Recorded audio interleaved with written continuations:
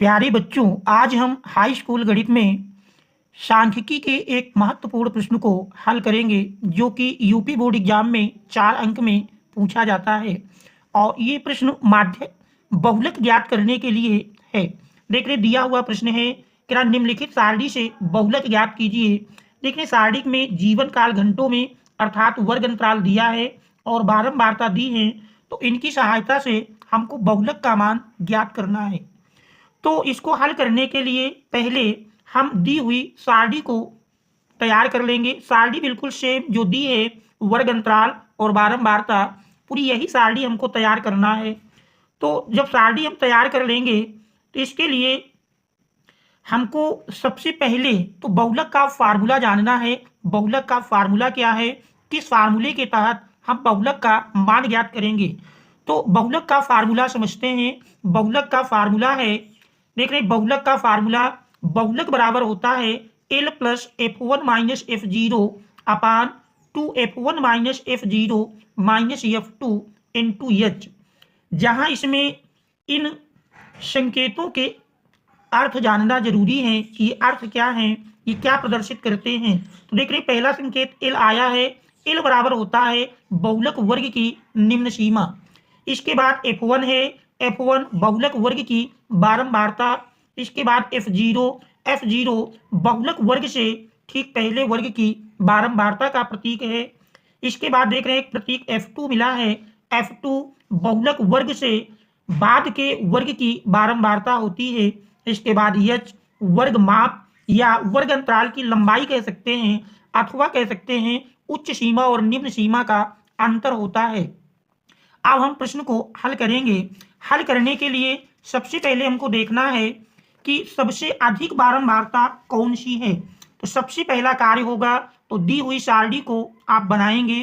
तो सारणी हमारी सेम टू सेम इसी को तैयार कर लेंगे। हम अलग से सारणी नहीं बना रहे हैं क्योंकि यही सेम सारणी बनना है।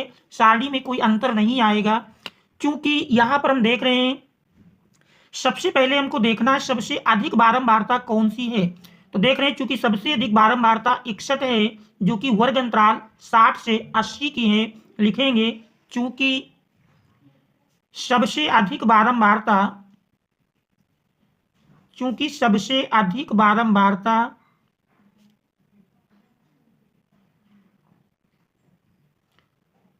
61 है जो कि वर्ग अंतराल, जो कि वर्ग अंतराल 60 से 80 की है, इसलिए बहुलक वर्ग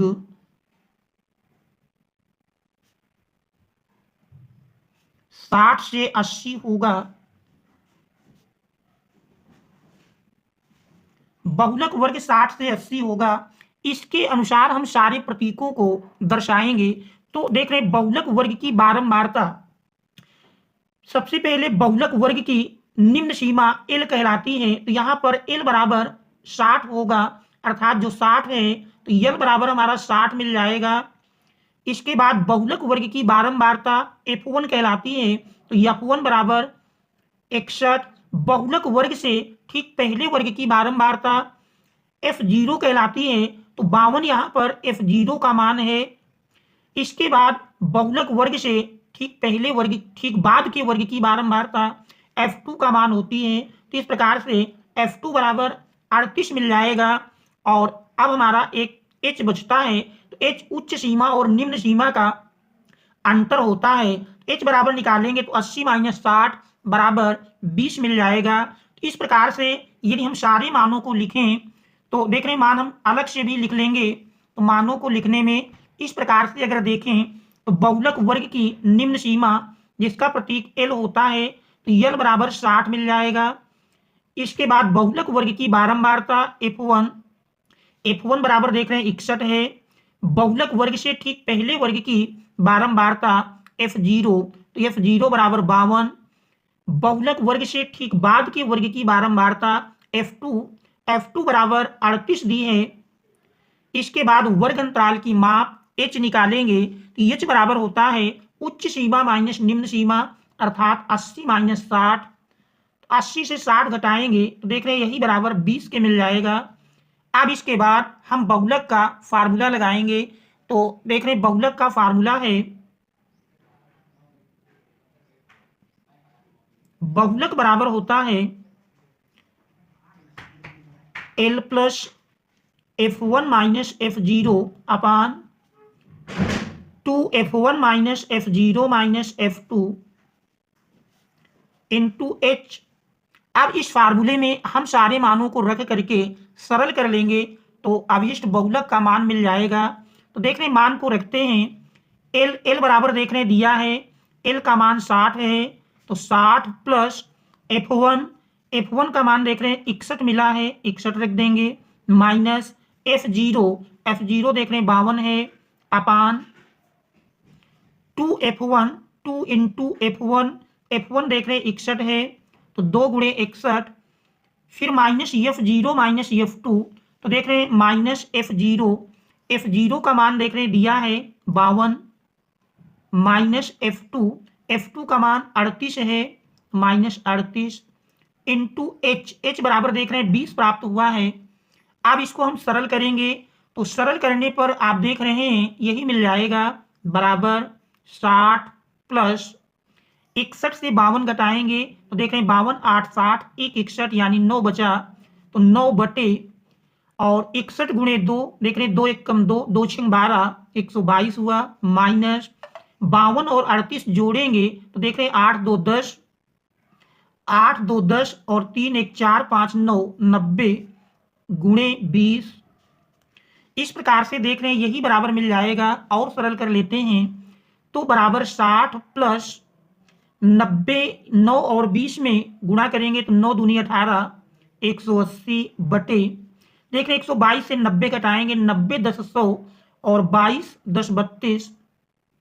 अब इसको हम सरल कर लेते हैं, 4 से काटेंगे 4 8 32, देख रहे हैं 4 चौक 16 2 18 20 हुआ, 4 पंचे 20।